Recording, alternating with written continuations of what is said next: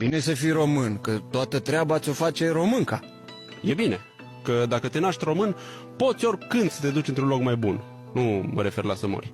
Să te duci în altă țară. Dar dacă te naști canadian, unde te mai duci? E foarte bine. E foarte economic să fii român. Uite, de exemplu, n-ai nevoie de doctor.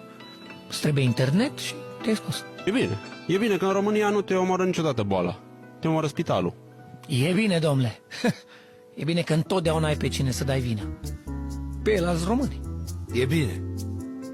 Pentru că alte nații se urăsc între ele. Noi ne urâm între noi. Avem nevoie de altele. E bine că nu trebuie să dai bani ca să vezi femeia pe videochat. Doar intri în camera cealaltă. Bineînțeles că e bine. Mai știi tu pe unul pe care să nu poată să-l fraierească oculta mondială? Nu e bine să fii român.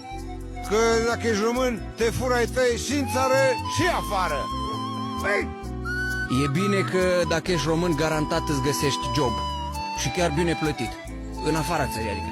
pe ansamblu e bine. Că deși avem o viață tristă, avem un cimitir vesel. E bine să fii român.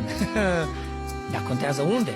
Adică e bine să fii român în Chicago, în Copenhaga, în Dublin. În rest,